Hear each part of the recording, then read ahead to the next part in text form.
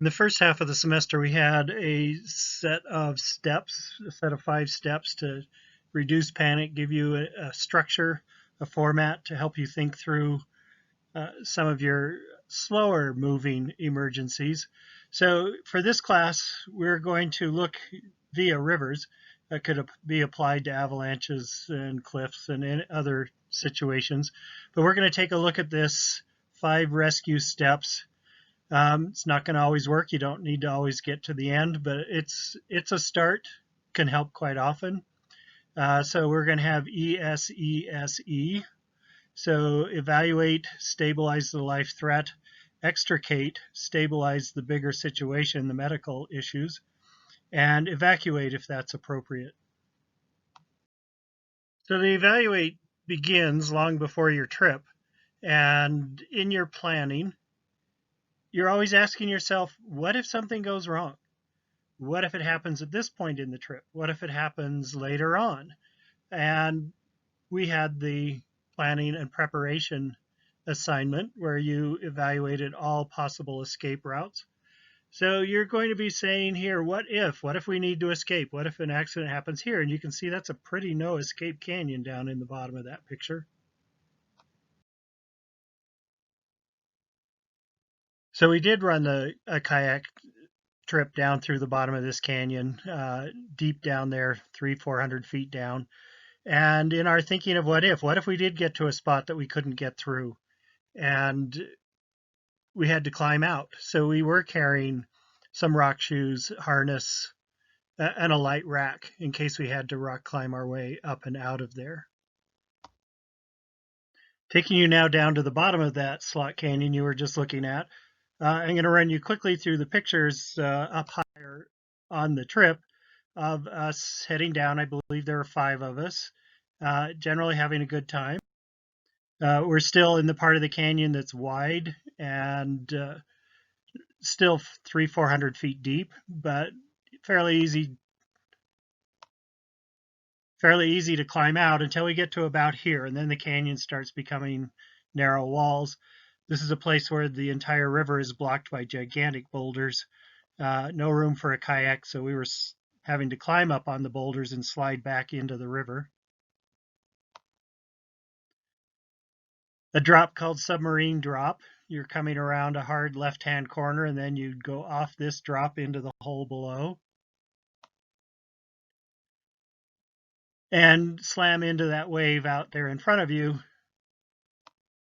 And it's called submarine drop because you're dropping off a steep enough waterfall that you completely disappear for just a moment there. The paddle is poking out of that person. And then you don't pop up again until the end of that rock about.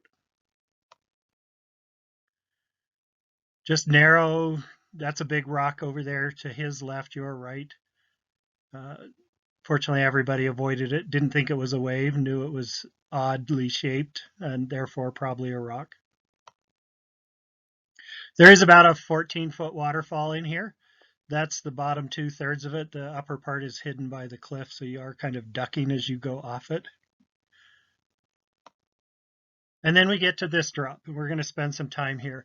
This drop, because I'm directly above it, is difficult to tell what's going on. Just to the right of Lane is the first half of the drop. It drops probably 6 feet. You're looking straight on that waterfall, so it's hard to tell. And then Lane and I ran first, and we both went to the right. And what you can't see is that as you pass that pyramid rock, there's another 5 or 6 foot drop, since we're looking straight down on it. Lane and I both got to that second drop. Both of us leaned in too hard. We were going one at a time. And both of us tipped over but rolled back up in the water below. Seeing that we both tipped over, the others behind us were thinking, I wonder if we can do that first drop and then run left and come at it at such an angle that that's pretty much a straight drop. You can see it's a pretty skinny left. But the next 3, so there must have been 6 of us on the trip. The next 3 ran it that way. They went off that first 6-foot drop and rode their momentum right into that narrow left-hand slot on the pyramid-shaped boulder. There was a surge in the water or something that John missed his little tiny window. You only had about 2 inches of air there after coming off a 6-foot waterfall. And so here we are. We're going with E. The first one, well, we did examine. So next we did stabilize. So here are 2 of the kayakers that did make that slot, and they've hiked back up to watch. And they are jumping down there. John has just let go of his paddle. And they are reaching for him, trying to stabilize before he can get rotated and spun underneath, head down. So the 2 Garys on the trip are on the boulders there, and they've got a hand on each of him. So he is stabilized for the moment. Not the most secure, and we would like to extricate him out of that pinned position. Fortunately, he had a really strong reinforced kayak, so it's not collapsing on him. But for them to let go, his legs have got to back up. Sorry, for him to escape, they're going to have to let go, and so he can back up with his legs. So they're going to hold on to the kayak as best they can, while his long legs back up enough to fit out of the cockpit of that kayak. So holding onto the boat, John is backing up. Remember, that water's not very deep, so he is able to stand on that rock and extricate himself. And everybody's up on shore now, but his boat is still stuck, so we need to free his boat. There's another kayaker has arrived from below, had already run it. And we pull out his boat, and the current just rips it out of everybody's hands. So Roy has jumped back down that last 6-foot drop, grabbed his kayak, and has taken off after it. You'll notice John's paddle was grabbed by somebody. It's tucked away somewhere. He did lose one of his wetsuit booties. You can see his left foot there is bare. And the kayak is at the far end of that straightaway on the left-hand side, getting stuck in an eddy, and it's going down there and being rescued. So we had evaluated in advance. We stabilized the immediate threat. We extricated him and his boat. Now we're stabilizing the whole system. The bigger picture, we need to get John down to his kayak, and he just rode on the back of my kayak, and I paddled down. And then we didn't really need to evacuate. We just needed to finish the run, and that was the last of the big drops for that piece of river.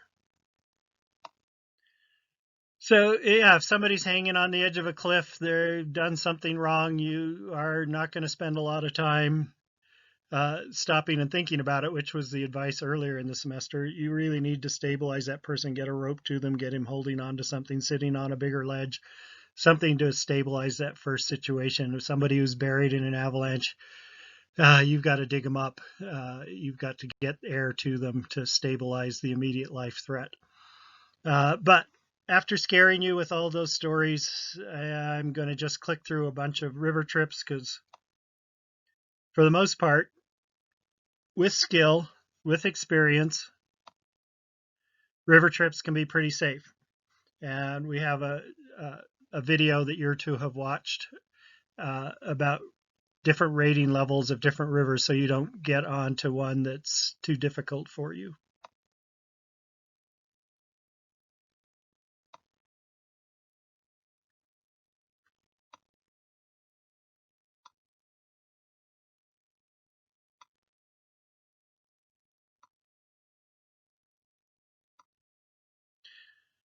So do gain skills, do become competent, and run rivers within your abilities.